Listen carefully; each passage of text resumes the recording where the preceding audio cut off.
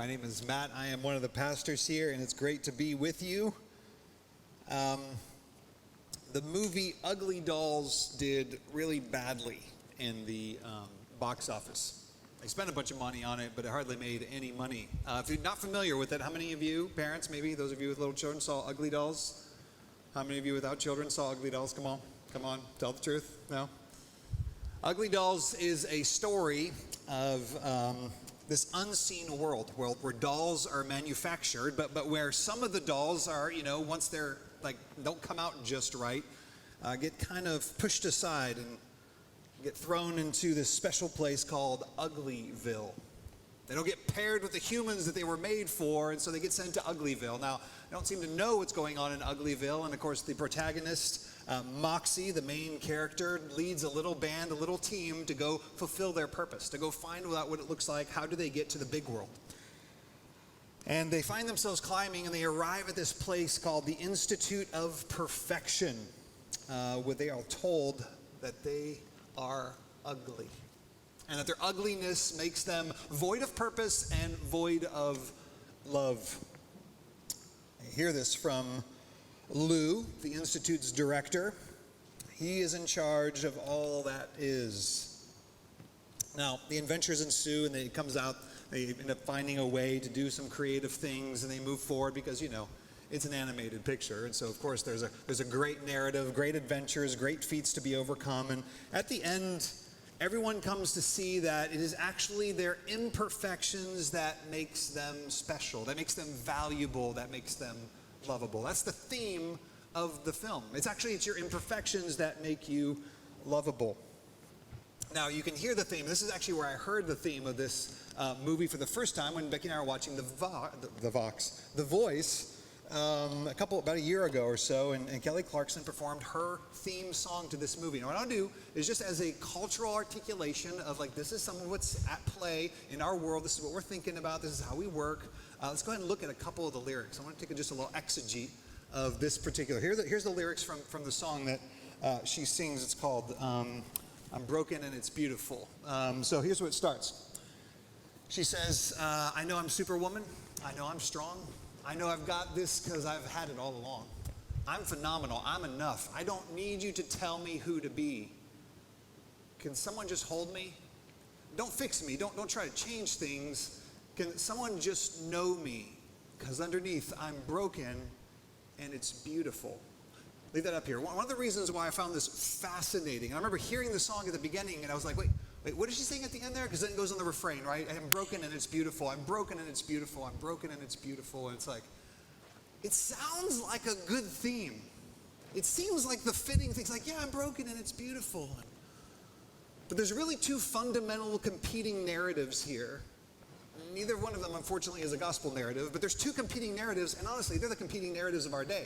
And by the way, good news, we're all falling into one of these more than the other, no doubt about it. There's the traditional kind of, meritocracy, kind of religious, if you will, narrative that I made it, so I'm beautiful. Yeah, go ahead and keep this up here. I want this up here while I'm talking.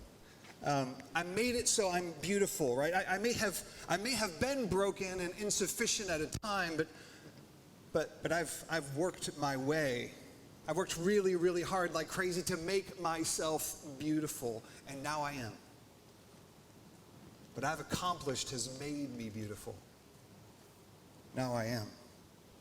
I've lived up to who I was told I was supposed to be by my family, by myself, by my general cultural context. And now I know that I matter, that I'm loved. I've succeeded, and so I'm acceptable. I've made myself unbroken. I've fixed me, and now I'm beautiful. That's narrative number one. You can kind of see it here. I am Superwoman. If you know anything about Kelly Clarkson, that girl can do a lot of stuff, right? I know I'm strong. I know I got this. And also, now that I've got this, you don't get to tell me how it's going to be. I decide, because I'm successful. I've achieved. The meritocracy has worked. There's another competing narrative. And by the way, these are kind of they're together. They've mixed with each other at this point. And that is more of a kind of a postmodern, post-enlightenment, relativistic, self-actualization, kind of irreligious, right? And it says, I'm broken and it's beautiful. What is broken is what makes me beautiful. It's what makes me special. I'm redeemed by embracing what makes me unique. That's what makes me well. I'm embracing that which makes me broken. So my brokenness, whether it's my victimization from other people or things that I've maybe unfortunately contributed to, or maybe it's just the dynamics of a social and economic system or of a religious construction, my brokenness is now my identity. So don't change a thing. Don't fix me. Just know me and love me. Hold me as I am. I'm acceptable. I'm free just as I am because I have accepted myself. That's the other narrative. I don't have to live up to something because I am the something. I have to become. It's not a meritocracy. It's just I get to be me, and you accepting me is up to you, but I've accepted me, and all is well with me. Now, what does ugly dolls have anything to do with the passage we just read? Well, I think that the very same thing that can free us from our current cultural narratives, because both of those are playing themselves out in our hearts, whether we like it or not, whether we think they are or not. And by the way, most likely, if one of those is more dominant in your heart, you're looking at the other people going like, what is wrong with you? And that goes both ways. Why are you trying so hard? Just be you. What do you mean just be you? Look, have you seen you? Like become something, right? You hear it? Some of it even has, some of those things are getting politicized, although they actually play on both sides of the aisle. Those are some of the main cultural narratives that we live in. And so what does the gospel say to that? And I think that actually the very thing that we see in this passage this morning invites us into the very freedom that we get to experience and see in David at the end of the passage. And that's the freedom I long for all of us to live by, certainly the freedom I long for myself. And so we're going to look at three parts. The Ark of Holiness with Uzzah. We're going to look at the Ark of Grace with Obed-Edom. And look at what a freed worshiper looks like and a freed heart for us. So the Ark of Holiness. This story of Uzzah is it's rough. I mean, you have to remember, David has just taken over the throne, right? He's finally king over all of Israel. Basically, there isn't any account of him doing a whole lot other than defeating the Philistines at this point, other than this. This is the first thing he does in his reign. 7 years in, he takes over all of Israel, and he says, you know what? I've now built for myself, I've taken over Jerusalem, right? This is going to be the city of David. This is going to be where the capital of our new nation is going to reside. And I'm going to bring now the ark here, the presence of the Lord. Now the ark, for those of you who remember, is that box that was built back in our reading. You remember back in Leviticus, when we were building that box? That box was just inlaid with gold, suddenly became more than a box. It became the very presence of the Lord. The Lord said, I'm going to come down, I'm going to dwell right there where the ark is in the Holy of Holies. That's where my presence will be. And it'll be, remember we talked about that? It'll be among you. And so what David's doing is he's saying, hold on, I want this capital to be the capital of our political city, of our political country, but I want the presence of the Lord to be in this place too. He longs for the presence and the centrality of God to be the God of his people. And so he goes and he gets this ark. And it is a celebration. It'd been years, I mean, like, depending on who you read, somewhere between 20 and 100 years since the ark had been where it should have been with anybody. It was over in Kiriath Jearim for a long time, is all we know. So maybe 60 years, let's just say that. 60 years, it has not been where the tabernacle was. It's been hanging out down there after it was stolen by the Philistines. And David goes and gets it. And there's a whole bunch of people, and there's lyres, and there's castanets. We don't have castanets up here, but they have them. And they're using all kinds, I mean, it's a big, huge celebration. And everything comes to a halt suddenly, tragically, as Uzzah reaches out and grabs the ark. Now, to understand, right, the ark's been put on this brand new cart. It's a new cart, right? You should always have a new cart if you're going to carry the ark of the Lord, right?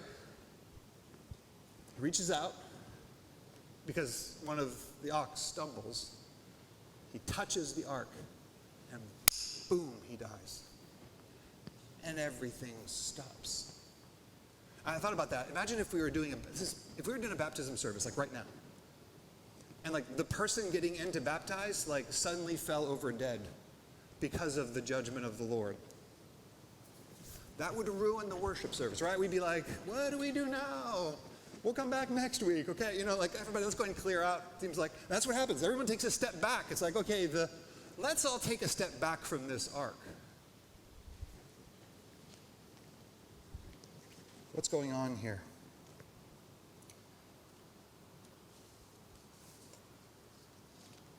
Seems like we might think, okay, isn't this a bit excessive?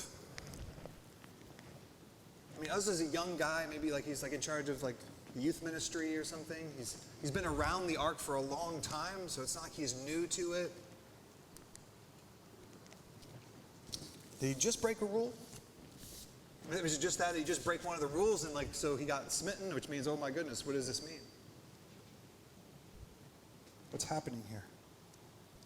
One of the things we have to remember, and this goes all the way back to when we were talking about the law and why God established the law, is that he established the law and all the little rules about how do you worship and how do you approach the Lord and what do you do with the Ark of the Covenant.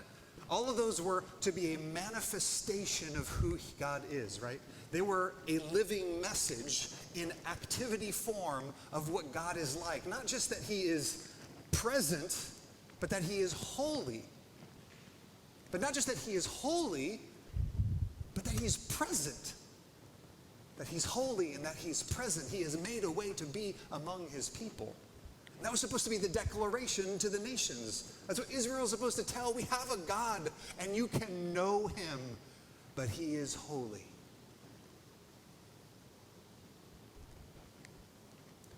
So is God just being precocious here? Here's the thing. I think naturally we go to, well, it should have, shouldn't he give it, couldn't it be a talking to? And what we experience here, we have to take a full step back in order to realize that God strikes Uzzah because Uzzah had lost sight of who God was. Uzzah believed that the dirt on the ground, if the ark fell, would be the thing that made the ark unclean. He had lost sight of the message of the Old Testament that comes clearly to the people of Israel, and that is that I am holy and you are not. And you can't approach me. And that there's such an incredible chasm. There's such a difference between the two of us. Now, I have come and made myself present with you, but do not lose sight of the fact that you cannot cross this chasm. There's no amount of merit, there's no amount of trying, there's no amount of goodness that will ever get you there. You cannot bear my presence.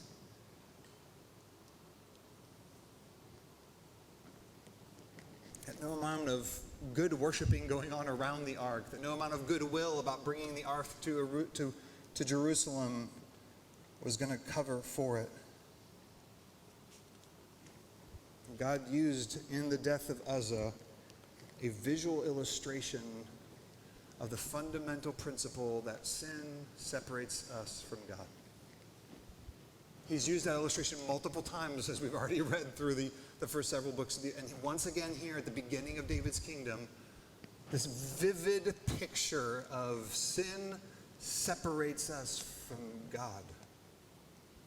And the chasm is so great that a little bit of worship, a little bit giving to the church, a little bit of kind of doing the right thing is nowhere even near, even a lot of it.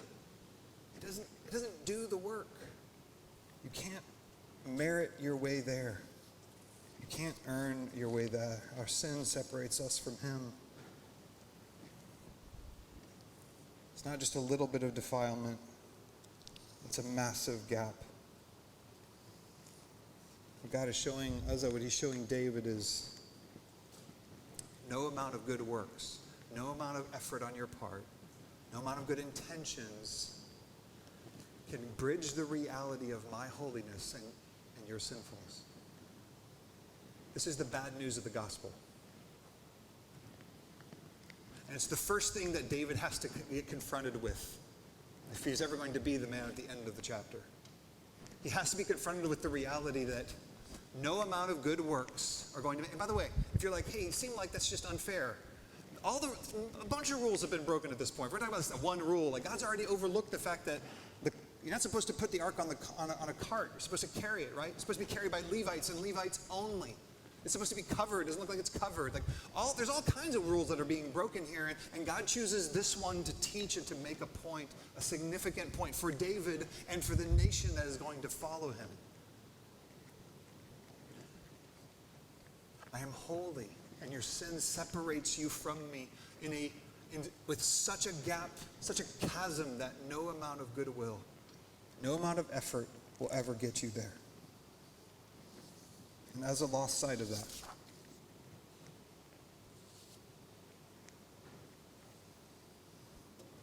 it says that David's response is that in verse 9 it says, and David was afraid of the Lord that day. And he says, listen to what he says, how can the ark of the Lord come to me? He doesn't say, oh, I must have not followed some of the rules. Let me go find out what some of the rules were and see if we can kind of fix that, and we'll do this again. He comes to realize in the magnitude of what unfolds in front of him exactly what the Lord was trying to show him and all those that were around him. That the lyre and the harp were not going to do it. He says, how can the ark come to me? There is no way. There is no way. It must be away from me. And he was angry. It says, and David was angry because the Lord had broken out against Uzzah. And pretty much every commentator is like, David wasn't angry at Uzzah. And David wasn't angry at the Lord. He was angry with David.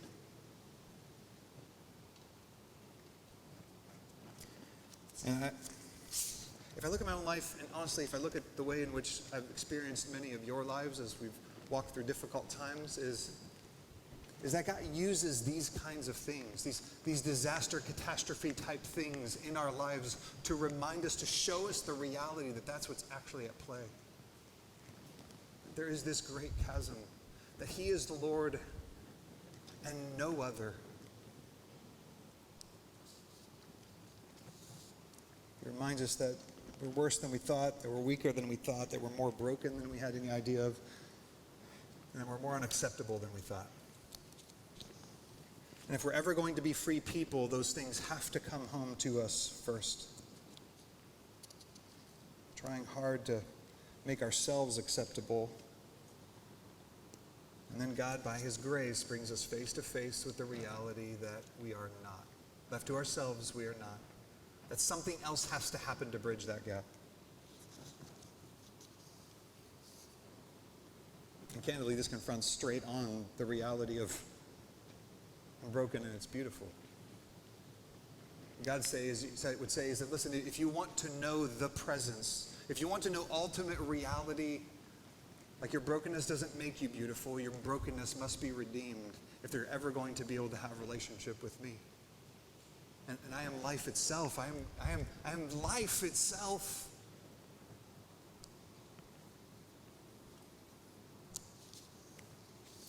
It confronts our best efforts. Our best efforts won't do it.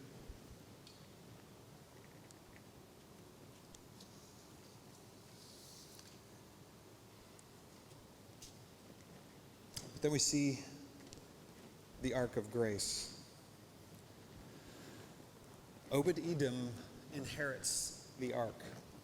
Now, we don't know a ton about Obed-Edom other than he's a Gittite, and honestly, commentators are kind of split on this too. Either he was a Gittite, which means he was from Gath, which means he was a Philistine Gentile, or he's a guy who lived in Gath who was maybe a Levite. But here's the thing. He got something he didn't want. He got the thing that all of Israel was like, let's just leave it here.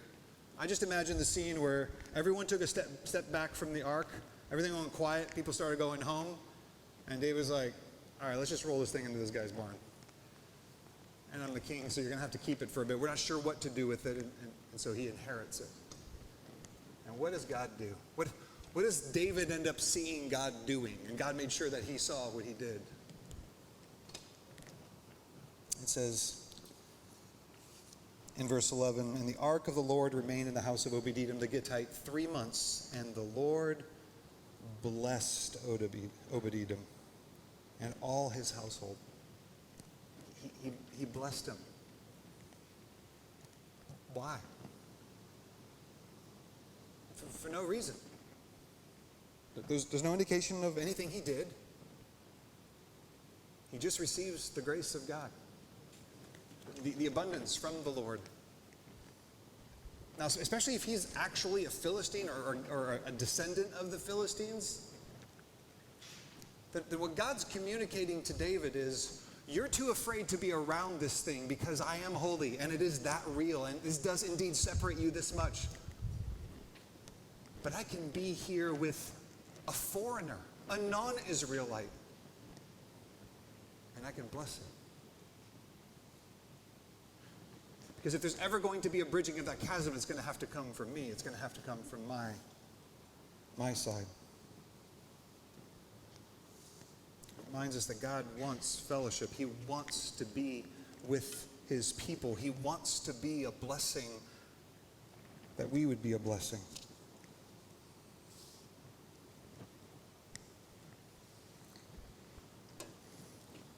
He's telling David, I prospered Obed-Edom, and I long to be a blessing to you. I long to be in your presence and have you be in my presence in a way that allows you to know me. And so David encounters another narrative, a gospel narrative. Not that I'm broken and it's beautiful, not that I made it and so now I'm beautiful, but I'm broken, hopelessly sinful. Yet I've been made beautiful by grace, by the beauty of another.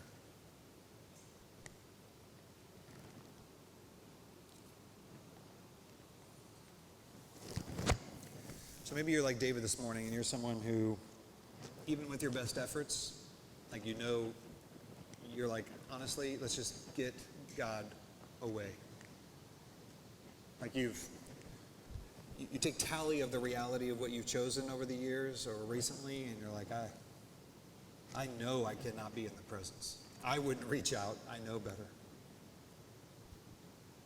God's grace says, I show grace and mercy upon those that will humble themselves. That's precisely what we see in David. As David finds himself freed to worship, his heart is impacted. We see a different David on the other side of this 3 months than we saw originally. Here's what we hear first. First we hear his confession. He did his homework. 1 Chronicles chapter 15, which captures this event in Chronicles, says that David said to them, that's the Levites, he gathers some Levites and says, you are the heads of the fathers of the houses of the Levites. Consecrate yourselves, you and your brothers, so that you may bring up the ark of the Lord, the God of Israel, to the place that I have prepared for it. Because you did not carry it the first time. The Lord, our God, broke out against us because we did not seek him according to the rule. Again, not just the rule being the manifestation of who he is. God broke out against him because we didn't realize that he was holy and gracious, that he was sacred and present. And so you hear David just confesses. And his confession is active. He seeks out Levites, who are the ones who are supposed to carry it. He seeks out Levites to carry it. He doesn't go for a new cart again. David didn't know the law. The king of Israel didn't know the way of the Lord, and now he does. And he comes back and says, we're going to do this in accordance with who God is. The Lord blesses him. But more than just a confession, David moves towards atonement. Look what it says in verse 13. It says, and when those who bore the ark of the Lord had gone 6 steps, he, that is David, sacrificed an ox and a fattened animal. See, what David came to get a hold of is that chasm that he experienced when Uzzah fell dead next to the ark can only be bridged, can only be brought across, can only be moved by sacrifice. If you remember, on top of the ark, there was this thing called the mercy seat, golden plate, and it said this is where the Lord dwelled. The glory of the Lord dwelt there. And once a year, if you remember, the ark being in the Holy of Holies, the high priest would go and he would be heading into the Holy of Holies to go in once a year. And what did he do first? In order to get to the Holy of Holies, he had to walk straight up to the altar. And there he killed 2 animals. He sacrificed 2 animals. And they were burnt offerings, which means you burn the whole thing. Nothing is left. You sprinkle the blood along the sides. You take some of that blood and you walk into the Holy of Holies and you put some on the mercy seat. And that alone makes atonement for Israel. And we've said before, not the blood didn't do anything. The blood itself was what God used. It was his declaration to say, I'm going to declare this the way in which I'm going to rescue you. And by your faith in this way, I'm going to invite you into relationship with me. And that blood was just a foreshadowing, of course, of the blood that would come in Jesus. And so that blood is the blood of Jesus applied to those people. And so what God's saying, what David is saying as they begin this journey with the ark, with the presence of the Lord, is we go no further until we've had sacrifice. The only way we move into the presence of the Lord or invite the presence of the Lord is through confession and sacrifice. The blood would be put on the mercy seat and God would have mercy.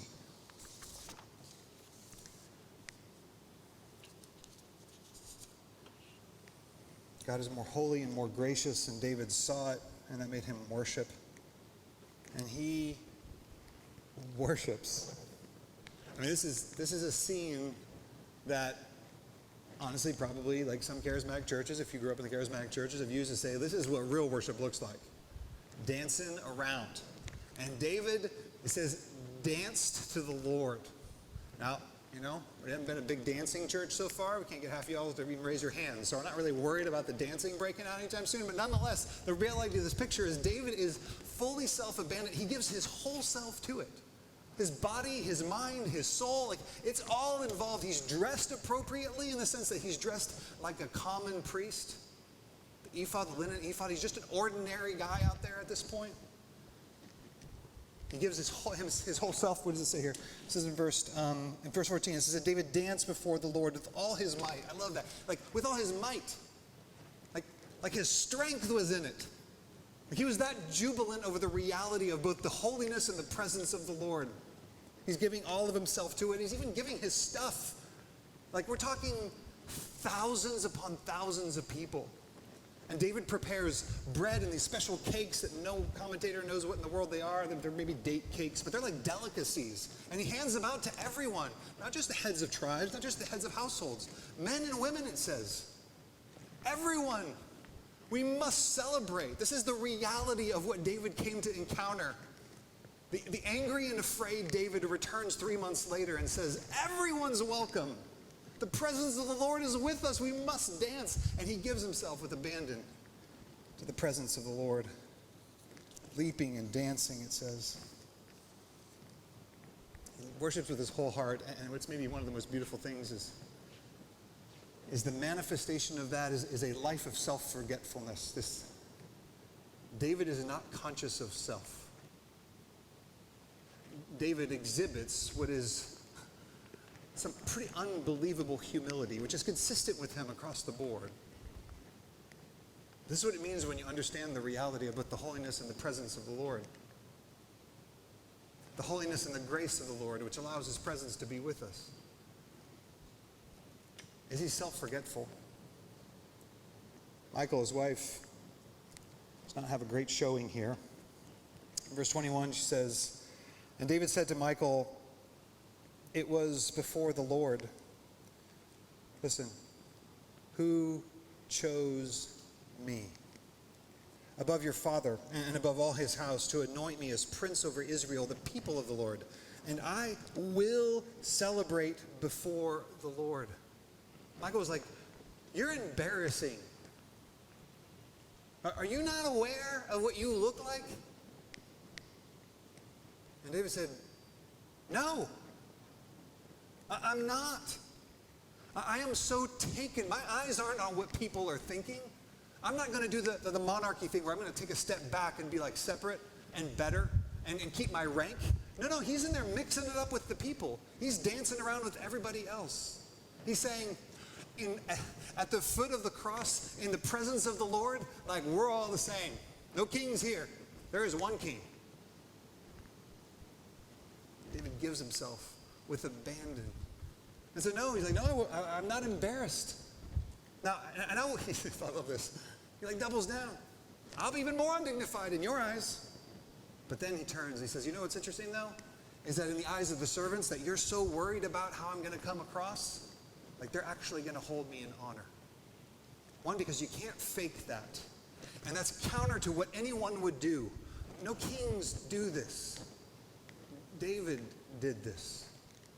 Because he had sight, he had seen, he has now known, he has come with repentant, humble heart, and he is now jubilant because he holds both the reality of the holiness of God and the reality of his grace in one hand, and that is where true worship comes from. Loved ones, if you find yourself coming on a Sunday morning or listening to worship music and you're like, I'm just not there, I just don't know what's going on, I feel kind of flat, I mean, what's the big deal, I'm just kind of singing some songs, like, I have good news for you. This is the pathway to worship. It's the same one every time. You got to come forth and go like, I bring nothing. This is not a meritocracy. I come with nothing. Like you are so separate from me. You are so holy. There is nothing I could ever do. One of my favorite movies is the movie Hitch. You guys know the movie Hitch with Will Smith? And there's this ridiculous scene, but I think it really helps me, so maybe it'll help you. There's a scene where he's trying to teach his little pupil, James, whatever his name is, about kissing, right? It's the last date. He's going to teach him about how do you have the kiss with the girl on the at the end of the night. And he's like pretending to be the girl and everything. And he says, you go 90% and you let her come the last 10. You don't go in and just kiss. No. You go 90% and you wait there and you allow her to respond by coming the last 10. And it's all kind of smooth or whatever, but here's the thing. Like, God goes the 100%. Like, I think so many of us think like, okay, well, God's come a bit, and so he's waiting for me to. No! Like, you don't have anything. You don't have 10%. You have nothing. He has 100%. That leads you to worship, because you can't get there. But he came the 100%. Do you see? Like, he made a way.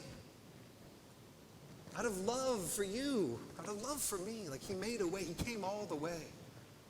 And so there's the desire to say, I'm gonna be somebody by making myself somebody. It falls. The gospel makes that erode. It disappears. It falls like sand through our fingers. And the reality that what makes me special, what's gonna make me lovable, is actually what is broken in me, or the things that make me special are the things that are true about me. One of the things, there's a scene in that movie, and I hope I'm not ruining a kid's movie for you, but in Ugly Dolls, where they're singing this song and they're looking in the mirror and trying to find the light in themselves. Like, I'm awesome. And it's like a self-talk. It's like, because I'm good enough, and gosh darn it, people like me. I mean, it's the same, it's like not new. And it's just flat. It's like, I can look in the mirror and I can love me by looking at me. Like that never works. And it's working less now than it ever has. Like suicide's all-time high right now. 18 to 25, the people that are like coming out of, like it's suicide. Why? Because there's hopelessness. Because there's no sense of life and value. Because they're not loved and accepted. Because you're looking at you to be loved and accepted. It will never work. You have to look at another. There has to be the beauty of another who is holy, and you shouldn't be able to be with him, but he wants to be with you. His presence is with his people. Do you see how beautiful the gospel is? See how it undoes both of those worldviews? They have no power. They can't hold up. The gospel is an invitation. It's an invitation of holiness and of grace. And it makes us worshipers. So if you're struggling to worship, maybe you need to fall on your knees. Maybe you're coming to God going like, hey, I've been singing and dancing around, so you're good with me, right? Or maybe you're coming to him like, I've been giving this, or I've been a part of some really good, I've been kind to my kids, I've yelled lately. And you're trying to make an offering to the Lord of you instead of receiving the reality of the magnitude of the fact that your offering is nothing. And it must only be in a response. See, there's an order to the gospel. We talked about this before. There's an order to the gospel.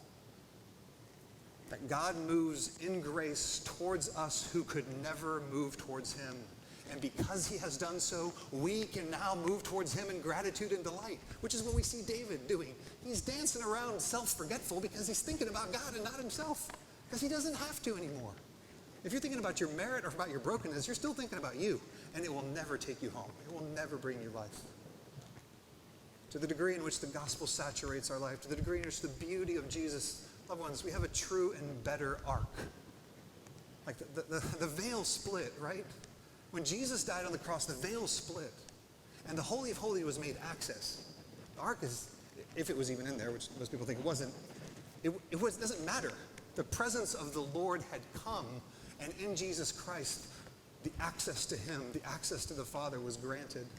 And we have a true and better Uzzah. One who reached over and had every right to be able to touch and be in the presence of the Lord because of his record, because of his merit. And instead, he got the death blow that we deserved.